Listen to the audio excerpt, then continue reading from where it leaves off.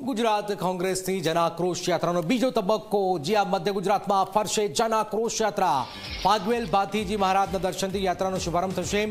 દાહોદ જિલ્લાના કંબોઈ ગામમાં યાત્રાનું સમાપન થશે। મધ્ય ગુજરાતના 7 જિલ્લાઓમાં ખેડા, આણંદ, વડોદરા, છોટાઉદેપુર, મહીસાગર, પંચમહાલ અને દાહોદમાં યાત્રાનું ભ્રમણ થશે।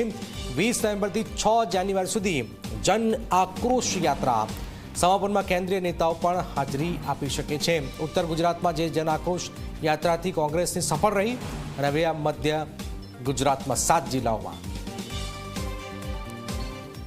મધ્ય ગુજરાતની શરૂઆત 20 તારીખે ભાગવેલ ખાતેથી શરૂ થશે અને 6 તારીખે 6 જાન્યુઆરીએ દાહોદ ખાતે ગુરુ ગોવિંદજીની ભૂમિ પર કંબોઈ ધામમાં એનું સમાપન કરવામાં આવશે। આ બીજા ચરણની મધ્ય ગુજરાતની જન આક્રોશ યાત્રામાં લગભગ જે જિલ્લાઓનો સમાવેશ થવાનો એ ખેડા જિલ્લાથી શરૂઆત કરી અને આણંદ જિલ્લો, વડોદરા જિલ્લો, છોટાઉદેપુર, પંચમહાલ, મહીસાગર અને દાહોદ એટલે મધ્ય ગુજરાતના 7 જિલ્લાઓમાં યાત્રા ભ્રમણ કરશે।